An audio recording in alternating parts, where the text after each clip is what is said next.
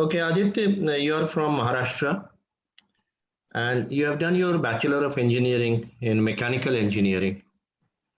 Um, you are fond of volleyball, community activities, and your optionals are sociology.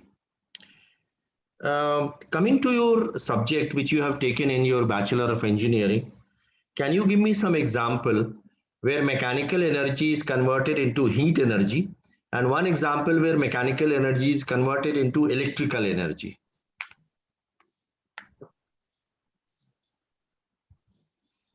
Mechanical energy to electrical energy.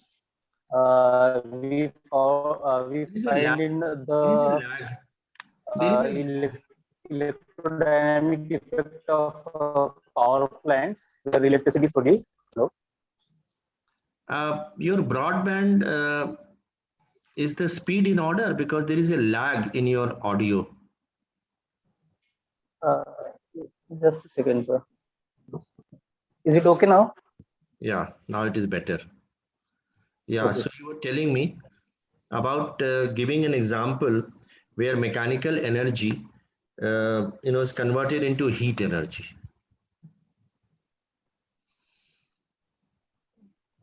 Yes, sir.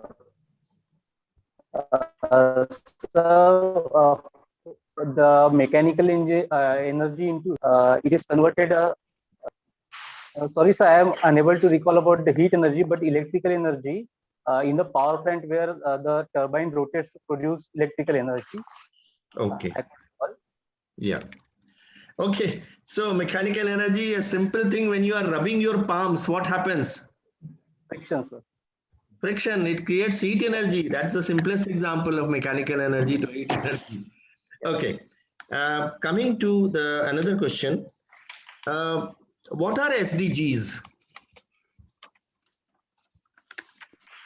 So the SDGs are the Sustainable Development Goals adopted by the United Nations that vary or variety of issues affecting the globe at large, and that are to be fulfilled by 2030.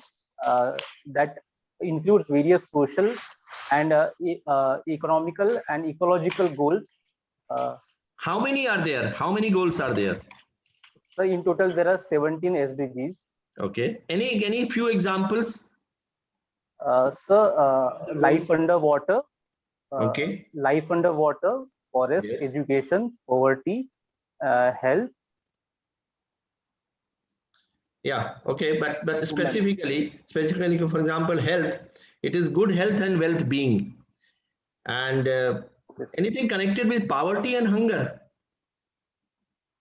Yes, so there are with poverty and hunger, but I couldn't recall what are their specifics.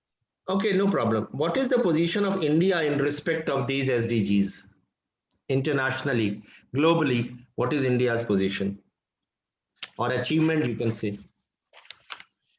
Sir, India has compiled a local SDG development index where various states and various initiatives are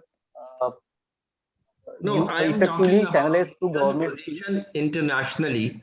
Where does it figure? What is exactly India's position there internationally in terms of number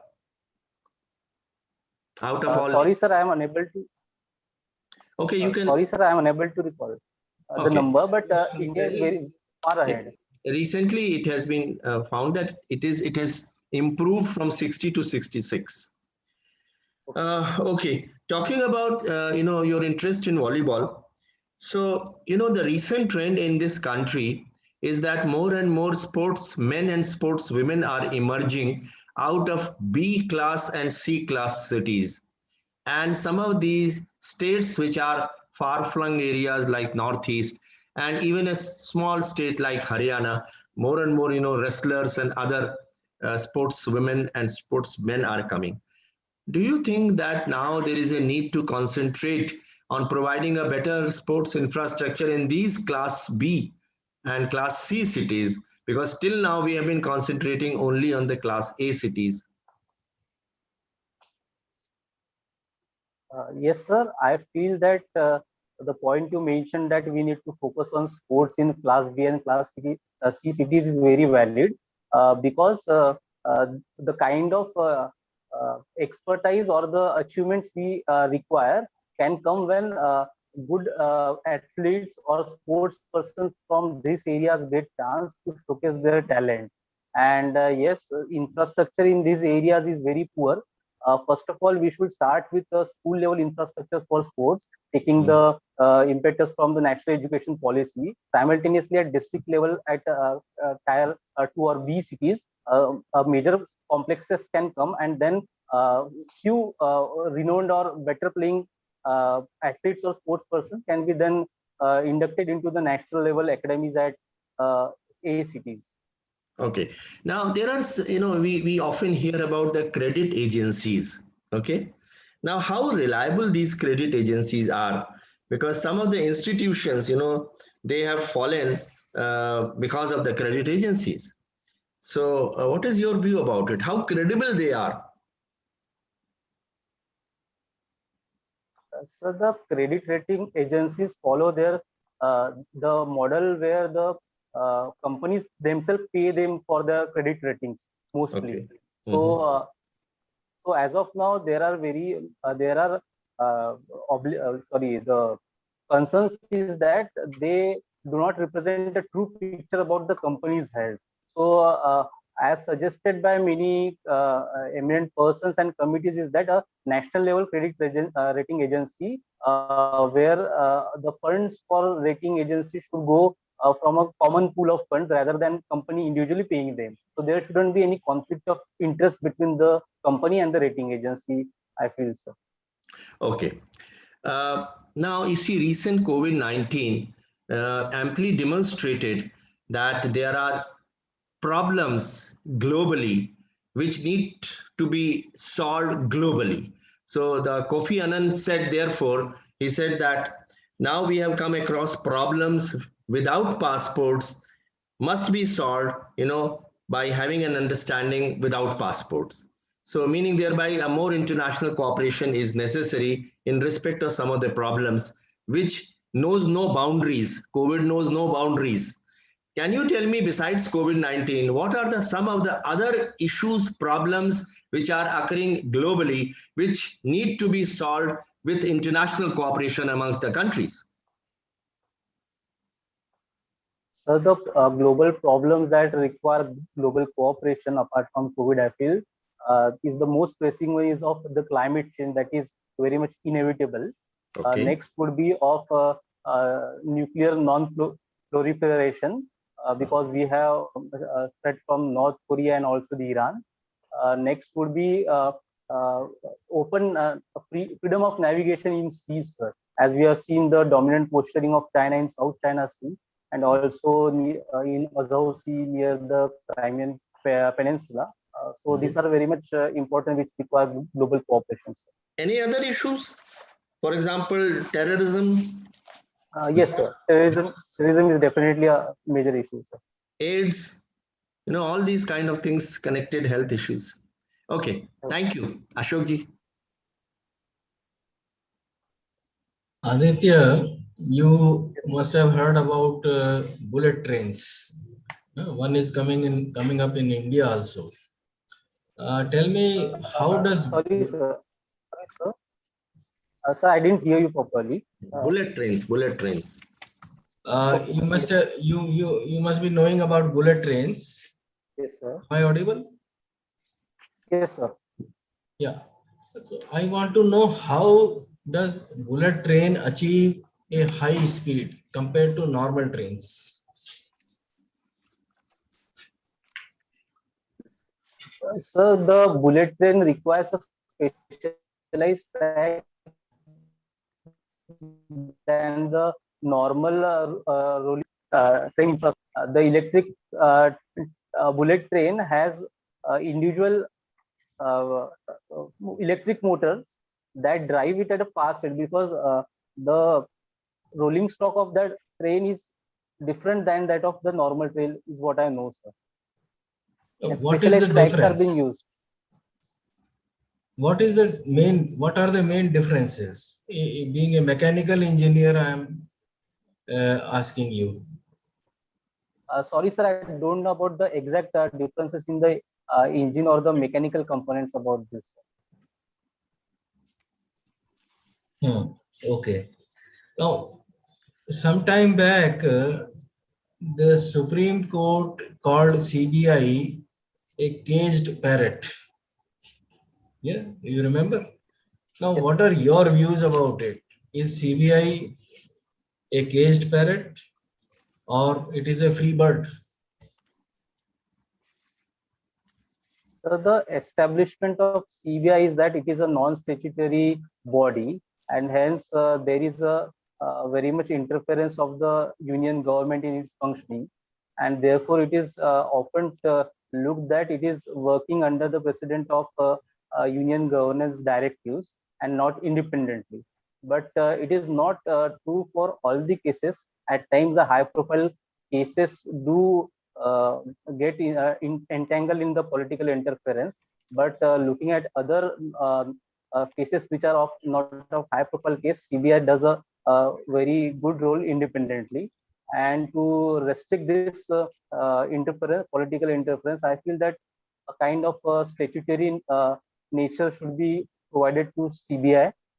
And selection committee, recently we saw in appointment of CBI director that there was a delay. The post was vacant for many times. So responsibility was with the additional director, etc. So timely appointment of director should also be uh, done so that the body has a leadership, proper leadership. So, Yeah, okay. Uh, Now tell me, there is a scheme called Swamitva. You have heard about it? no, sir, I'm unable to Swam. recall it. Oh. Now, I want to know from you, how are land records made and how are they kept?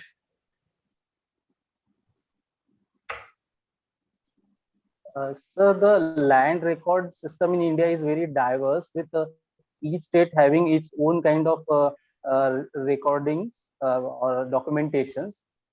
Effort was recently taken to digitalize the land record, like deeds of rights, etc. The in Maharashtra, usually the Satbara pattern of land record is used, wherein the name of property holder and the area of the uh, land records, and also all the transactions related to land are recorded uniformly. Recently, the government of India and various state governments has started digitalization of land records. Recently, one union government project of giving title rights to the. Sorry, I think your bandwidth internet is having problem. I'm not able to hear you. Sir, I said that am I able to? Are you? I'm audible, sir. Now yes. So I said that the land record system in India is very diverse. Each state having its own unique type of documentation, but Yes, efforts are in Maharashtra, you were saying something specific about Satbara Maharashtra. pattern. What is Yes, sir. Satbara? In Maharashtra, there is What a does Satbara mean? sir, the Sadwara means the record of land in the section number 7 of the Land Act. That is denote the 7, uh, the form number 7 actually. So that is denoted as Sadwara. It So has the name of the how frequently it is updated? sir. Usually it is to be updated with every means transaction, means if land is sold to some other individuals, it Hmm. needs to be updated with the name of the owner, and also if any loan on that land is taken, that is also included in that Sadbara document, sir. Okay. So any pending debts or anything is included in this Sadbara, sir. Okay. Now, can you also tell me what do you understand from a hostile takeover of a company? Hostile takeover of a company. Sorry, sir, but I don't know about it. Okay. Now, last thing, how are the data for agricultural crops collected in India?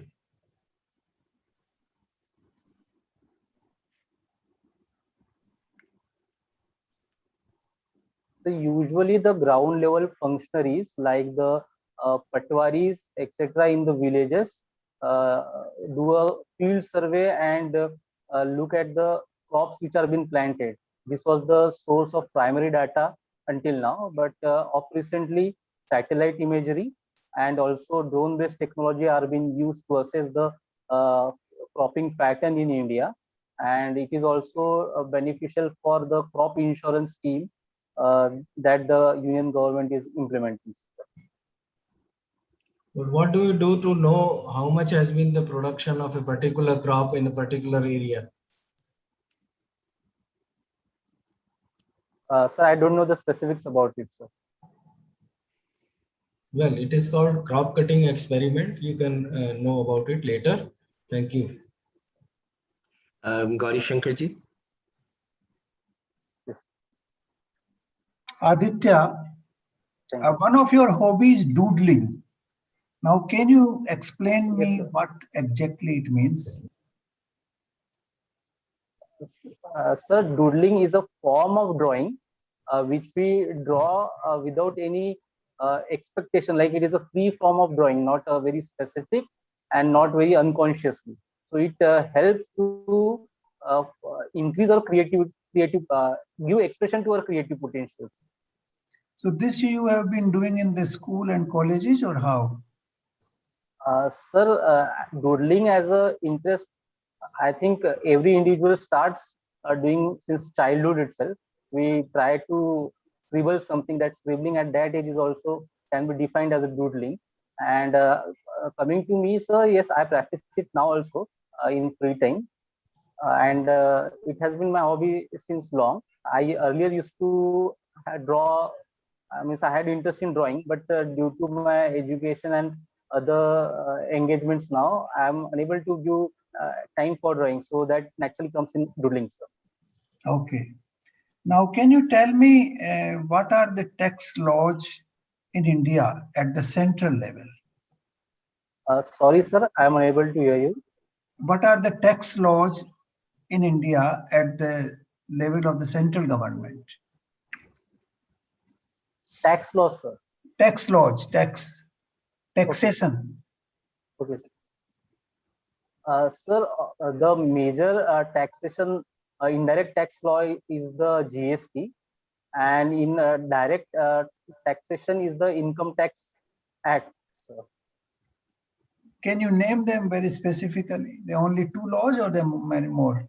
Sir, also the corporation tax for the companies, but I don't know specifically other acts, sir. There's also a Wealth Tax Act. Yes, sir. There are laws governing customs duty as well, which is also a sort of tax. Okay. Now, is there a move by the government of India to, what you call consolidate the direct tax laws into one law? And do you know what is happening on that? Yes, sir. A committee under whose chairmanship I don't remember, but it was the committee is there for direct taxation code, where all the direct taxes to be combined into a single law is in process. What is the status and what is the name of the proposed law? Sorry, sir. I don't know about it specifically. Okay. But yes, I have heard about it, sir. Okay, now can you tell me what is the role of CAG in the whole process of government of India? Controller and Auditor General of India. So the Controller and Auditor General of India basically audits the expenditure by the government of India, the budgets, etc. It acts as a friend of the Public Accounts Committee, giving it the details of the expenditure and commenting upon various PSUs also, like other subsidiaries of the government through which the expenditure is done, and other departments also. And then what does it do finally? Sorry, it presents the report before the Parliament of India, and it is only a recommendatory report. It is up to the Union government to take actions if any faults are being unearthed to it. It is basically post facto assessment, so it doesn't have any control on how the expenditure is done. Rather, it assessment is after the expenditure has already happened. Okay. Now, have you heard about Competition Commission of India? Yes, sir. What is its role? So the Competition Commission of India, established in 2001, was basically to curb the malpractices in the market, like the predatory marketing, or as we have seen in cases of the e-commerce companies which are offering deep discounts to become oligopolistic in the markets. So it ensures fair marketing practices in the Indian market. Okay, recently there was a case of one of the multinational company which came up in the CCI, in the Competition Commission of India. Do you recall that case? Sorry, sir, I am unable to recall the exact news, sir. Okay. Now, you must have heard about NPAs. Yes. What are those NPAs and what is their role in the economy of India? Sir, NPAs means the non-performing assets, means the loans which the bank gives to the companies and other organizations, and which are unrecorded after their due dates. Basically, 90 days. If the the installment amount is not paid for up to 90 days, then they are classified as NPAs. NPAs caused a huge balance sheet problem in the Indian banking system, and also has dented the credit output of banks, and also affected the growth prospectus of India. Since last 3 to 4 years, we are experiencing a huge amount of problems due to the NPAs, and the current pandemic has exacerbated the problem, being the recent reports where the NPAs prior to COVID level are going to soar up to 13.6% of the GDP. So that creates a balance sheet mismatch. Okay, then what are the steps the government of India has taken recently to overcome this problem? Sir, the government is providing emergency credit line guarantee, has come up with emergency credit line guarantee scheme for various sectors, so that they don't face any capital issues due to the recent COVID pandemic.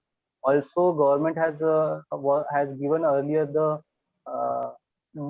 moratorium on the loans, where they won't be classified as NPA for that period. Means there was allowed to delay the payments, and also restructuring scheme for loans has also been restarted, which was earlier banned or stopped.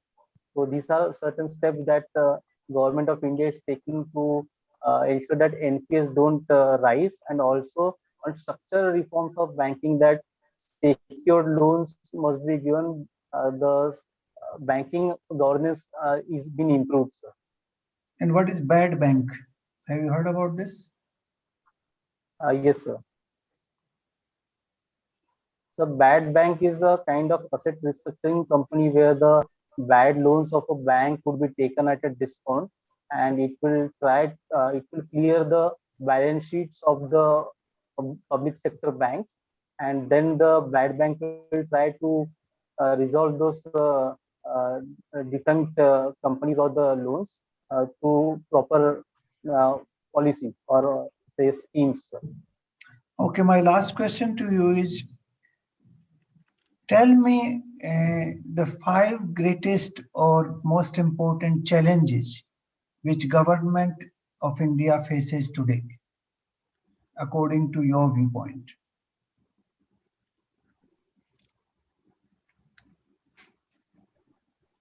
So the challenges would be of first would be the NPA problem, that will be a cumbersome uh, point in the coming years.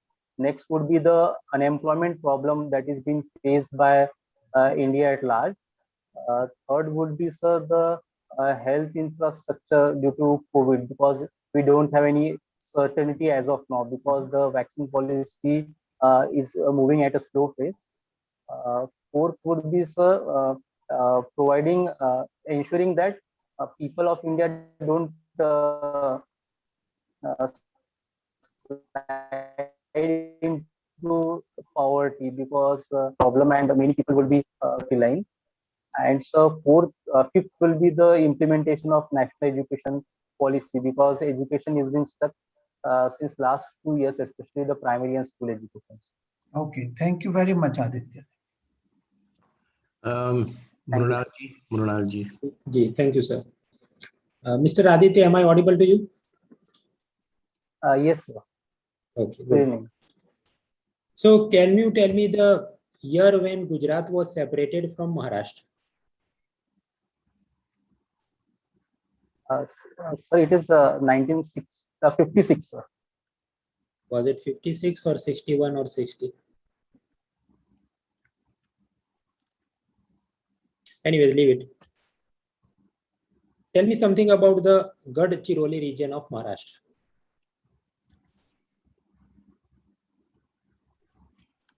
So Gadchiroli district is one of the aspirational district. Is one of the district of aspirational district program implemented by Union government. It is a Naxal affected district and lies in the eastern region of Maharashtra. It is famous for the tribals that are Madia goats, which are classified as PVGTs. Yes, sir. And it is also the most forest dense district of Maharashtra, sir. Right. Now within Gujarat, we find there is a district named Dangs. That too has a very dense forest and a sizable population of scheduled tribes. Yet we find that in Gadchiroli, there is a problem of left-wing extremism, but not in Gujarat. So as a student of sociology, what do you think could be the reason? So the Gadchiroli lies on the red corridor of Naxal movement, and also due to lack of administration and linkages, because it lies on the border of the Chhattisgarh, Telangana, Andhra Pradesh. So the activity of Naxals can be very effectively managed there. So they get a hideout area in the Abujmal forest of Chhattisgarh. So those are geographical reasons. Tell me some sociological reasons.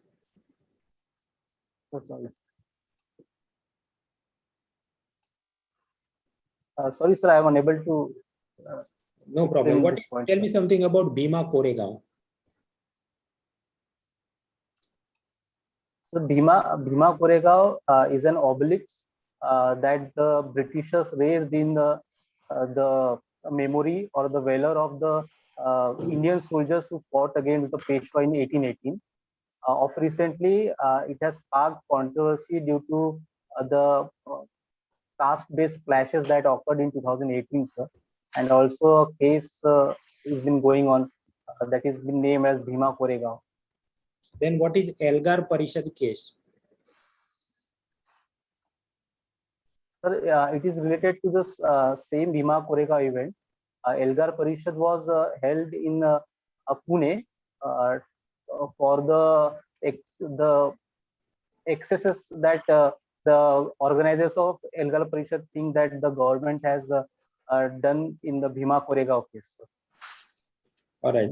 Suppose you are posted as the municipal commissioner of Mumbai, and you find that every year there is a monsoon and there is problem of severe floods. How will you address this?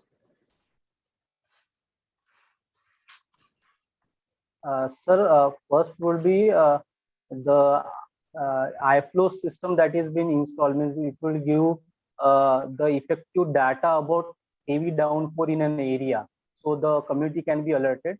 Next would be, sir, proper desilting of the drains. Mumbai has a major problem that the network of the storm drainage is blocked before the monsoon. Like recently, a recent outburst of monsoon, there were huge water lodging in areas. So that would be the second step. And so fourth would be reducing the population density from certain areas, like the encroachments that are taking place in on the water bodies in and around the Mumbai. What else? I could only think about this. Anything from sociology optional subject comes in your mind to address this problem? No, sir. In Maharashtra, is there a Vidhan Parishad or not? Yes, sir. Sorry, sir. In Maharashtra Assembly, is there a separate Vidhan Parishad upper house or not? Yes, sir. Legislative Council and Legislative Assembly. Yes, sir. There is, sir. What is the significance of this upper house? Sir, it provides the crucial discussion or inputs from the leaders. Means when a bill is to be passed, it goes to scrutiny of this house also, sir. Although unlike Rajya Sabha, the ML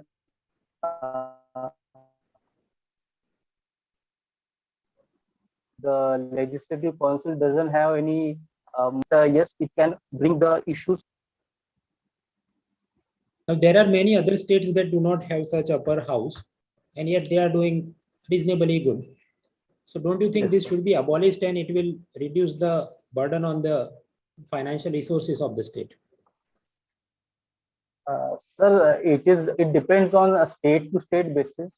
Given the Maharashtra's political nature, yes, there are many excess money that, as you pointed out, that has been pushed into this. But given the kind of society Maharashtra is, the Legislative Council provides the opportunity for leaders from all sorts of thinking and domain to be a part of this policy making, sir. Okay, sir, that is all from my side. Okay, Abhishek. Hello. Yes, Good sir. evening. Good evening. So, Good evening. could you please give me some examples of some recent developments in the domain of mechanical engineering which could help bring more equity in society?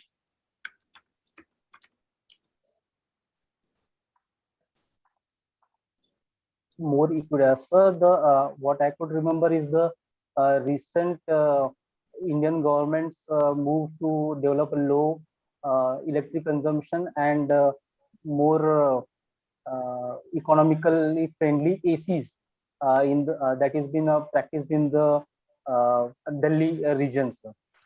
Next would be, sir, the solar panel, because it provides the solar panel. It provides electricity to the hinterland areas. I could only remember this, sir. And next is the bike ambulance initiative that I saw in Chhattisgarh, etc. In the difficult terrains where there is no infrastructure as well as no proper roads. So this bike ambulance was very effective in transporting the people, sir. So I could only remember this, sir. Okay, good example regarding the bike ambulance. But to my mind, development of solar cells domain is the domain of electronics rather than mechanical, isn't it? Yes, sir. And It is, could but you please explain about the refrigeration cycle of that AC that you mentioned, a low cost AC?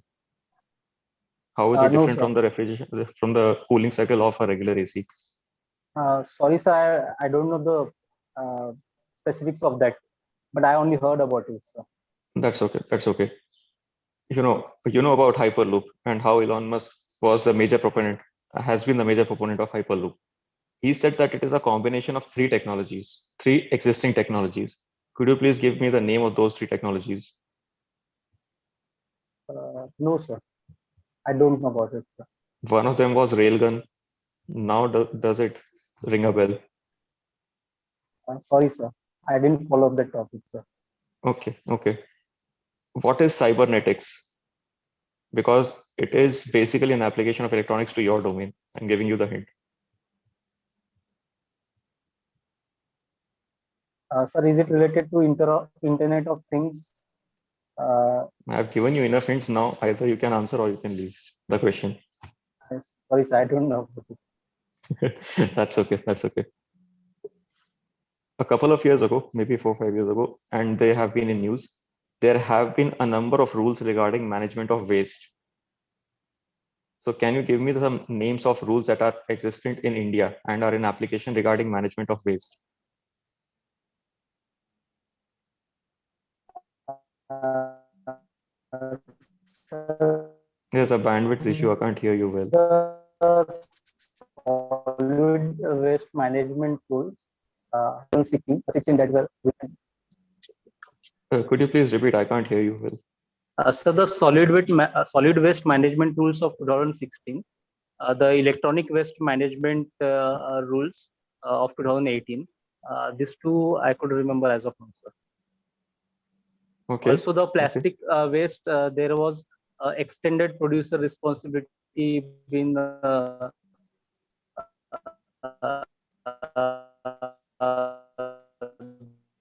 there on the large, I think, sir.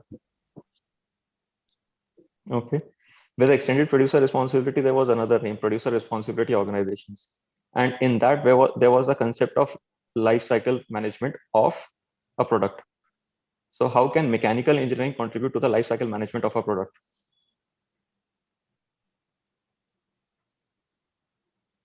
Sorry, sir, I couldn't think about it. You couldn't hear or you don't recall? I can't hear you now.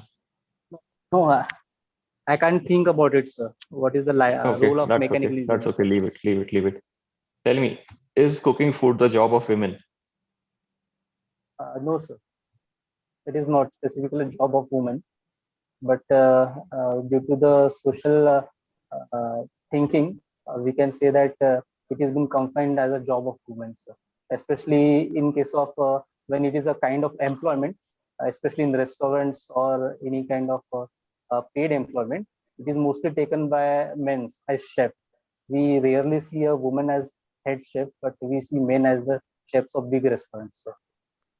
Okay, but in Pradhan Mantri Ujjwal Yojana, we have this rule that the registration of the stove that will be given will be in the name of the woman of the household.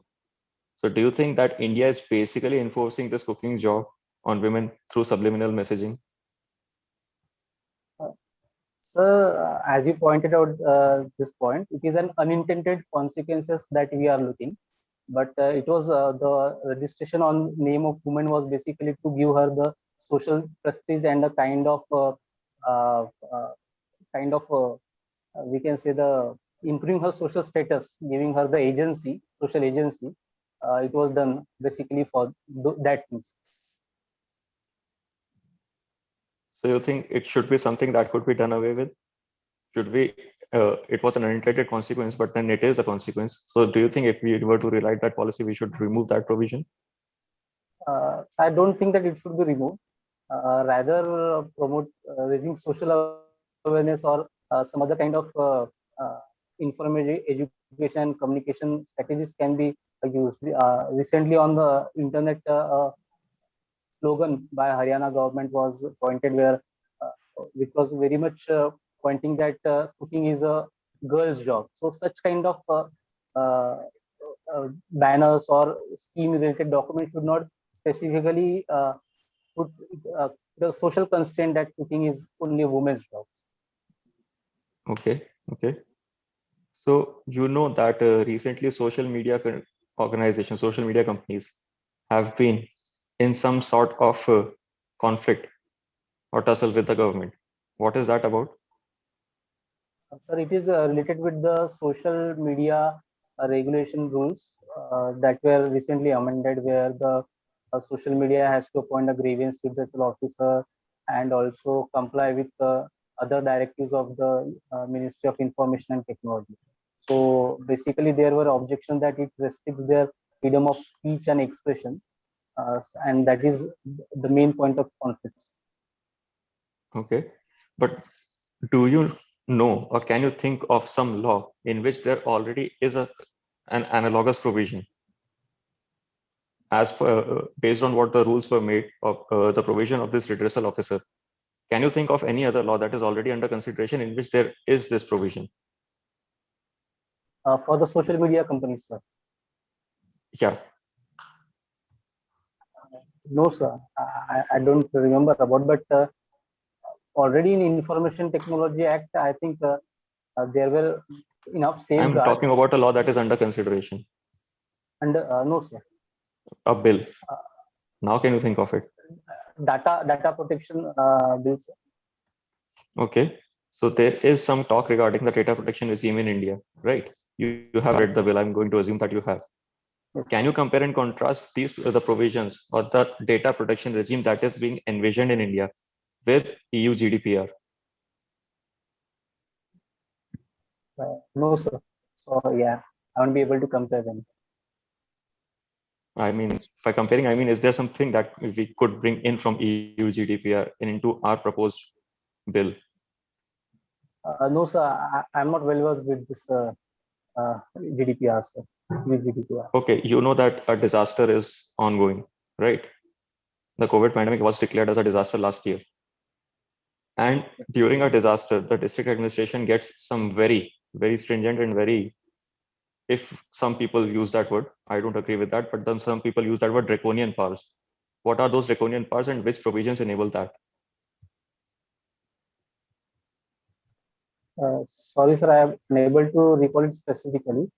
But to my memory, the power to restrict means if a district collectors gives the duty to any officer and if he is not present or not able to do that duty, then it is considered as violation of the Disaster Management Act. And uh, apart from other acts, it is stringent upon the service employer. I feel that.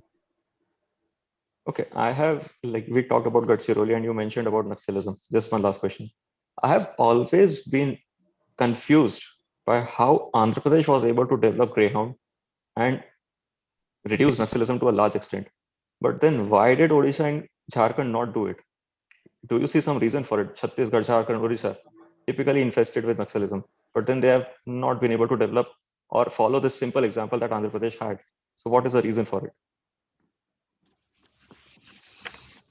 According to me, I feel that uh, in Andhra Pradesh, the Naxal activity was restricted to the northern limits of Andhra Pradesh, that is contiguous with the Maharashtra, Odisha, and Chhattisgarh border.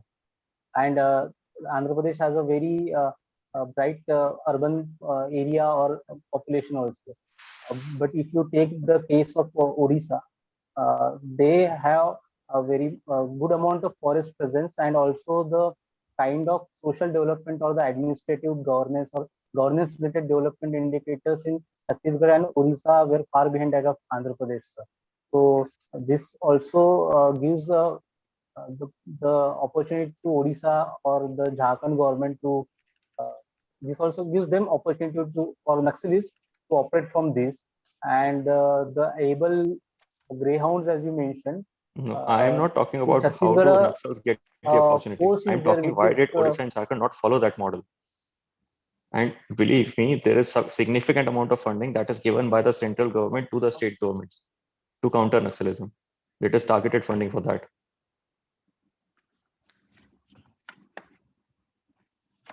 sorry, sir, I can't answer this. Sir. Okay, that's all from my side. Thank you, Aditya. Take care. Aditya, I'm going to ask you this question to you. How do you feel you have fared? in your opinion? So not excellent. It was an average interview, sir. Okay, so yeah, so having said that, let me say that you are definitely around very good candidate, and you can do still better. You have performed well. Let me tell you some of the strengths which you possess.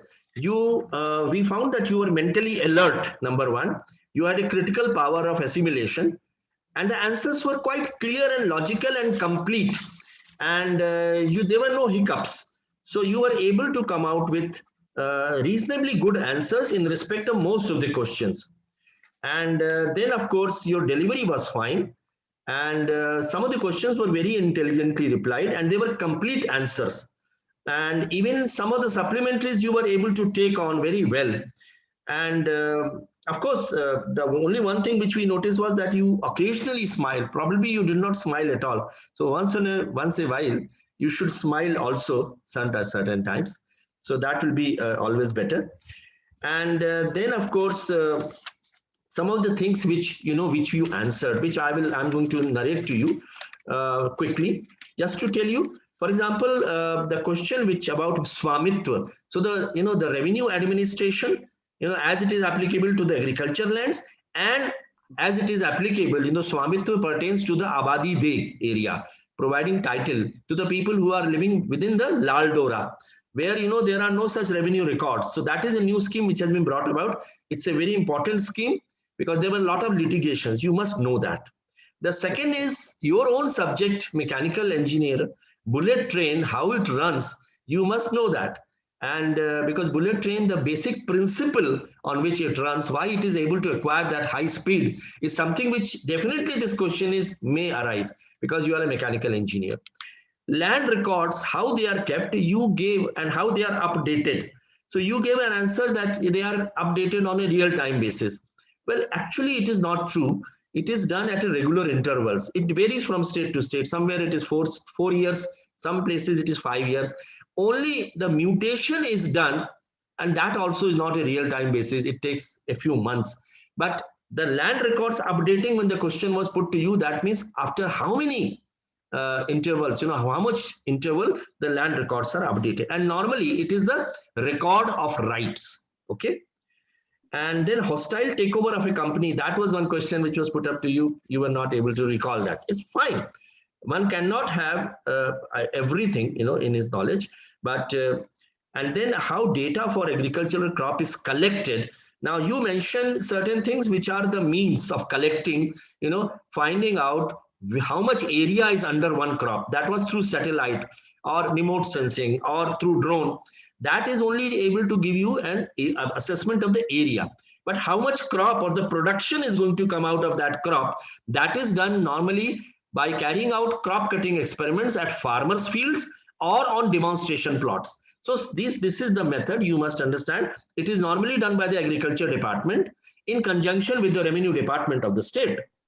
And then of course the hobby doodling, you explained it very well. And then the tax laws at the center, also it was reasonably well explained. When you mention about the role of CAG, that is a friend philosopher, you mentioned one word which, if I recall correctly, public funds committee. Now there is no such thing as public fund committee, it's public accounts committee. So the CAG, I said accounts. it is public accounts committee. So CAG is there to assist the PAC. Okay. Then Competition Commission of India was fine. NPAs also you were able to come out at bad banks also. But when you were asked the most important challenges in Government of India facing today, you came out the first important priority according to you was NPA. Probably there are many other priorities which are more important than NPA. So you have to think, don't come, have a knee-jerk reaction. Don't immediately come out with answers. Think, let it dissolve inside you, and your cerebral mechanism should work, and then come out with the answer. So don't be in a hurry. You can always seek time once in a while when it is a difficult question. It needs deliberation within your framework. Okay. Then the question which were asked about the Gujarat being separated from Maharashtra the year, that was a factual question. But probably since you belong to Maharashtra, one might expect that also. Gadchiroli was again an interesting question which was asked to you. And then, of course, the problem of monsoon floods in Mumbai. So that again is an important area. And the question why it was put up to you and was because the panelists wanted to have understanding how do you relate it to the subject of sociology, which you have taken as your optional. So, the sociology plays a very important part. This question may often arise when someone will ask you, how do you think sociology is going to help you in civil services? So this is, a relation. So you have to understand the application of the subject. Whenever you give a reply, you must back it up with examples and applications. So that is why this kind of question, sometime will arise. It may not be a direct answer, but it is a circumventing answer relating of sociology to the floods in Mumbai. Then, of course, the Vidhan Parishad in Maharashtra, that again was an important thing, because now recently there was West Bengal also wants to have a second house. So why there is a need for second house? Does it not mean too much of expenditure, public expenditure? So, pros and cons. So whenever there is a controversial topic, and I can narrate to you so many controversial topics which may arise before you. One would be corruption, the other would be secularism, the third could be Article 370, reservation, women power. These are all controversial questions. So is a question about the upper house also, where there can be different views, so you have to balance your reply in such cases. Then certain questions were put regarding mechanical engineering. And so now that is in the area regarding, the cybernetics and the hyperloop and the management of waste and life cycle management of a product. These were some of the areas where you need to really work on that, so that you are update on that, because question will definitely, some panelists may have a very intricate knowledge about the mechanical engineering, and he's going to put it up to you. Then the question which was put about whether the cooking is a job of a woman as per the social perception. Now that is definitely there in the society. Probably that can be handled in another fashion, that there are two things which are prevalent. One is, of course, the discrimination on account of sex. So men and women they differ on account of sex, which is takes it at birth. But the other thing is the gender. So this thing about cooking is generally is a gender stereotype which is prevalent in our society, that cooking is only to be given to the women and not men. But the example which you gave are that in majority of the good hotels, the chefs are the men. So that is one issue. Definitely you will have to, they will definitely ask you about women empowerment and the kind of gender preconceived notions which are prevalent in the society, stereotypes. Overall, it's good. There's no doubt about it. If you have any question, you can ask us. So my fluency means while speaking, was I good or I was jumbling with my words? No, actually there was some problem because of the broadband. So therefore, many times your voice was not coming out continuously and there were lags in that. But when it was coming fine, it was all right. I didn't find any flaw in that. It's absolutely fine. Your delivery is fine. And the communication skills are also absolutely fine. Your demeanor is fine. Your outer appearance is fine. Body language was also fine. And so therefore, I think overall it's good. There's no doubt. But again, no time for complacency, because if you have to be successful, you have to really, work in some of the areas which require a more knowledge assimilation, and also working on the depth of that knowledge. If you do that, so the areas which we will sum it up is, one is, as I told you, a mechanical engineering. Then about the DAF, which you have mentioned about volleyball, about your community activities, which we did not ask you about community activities, and sociology.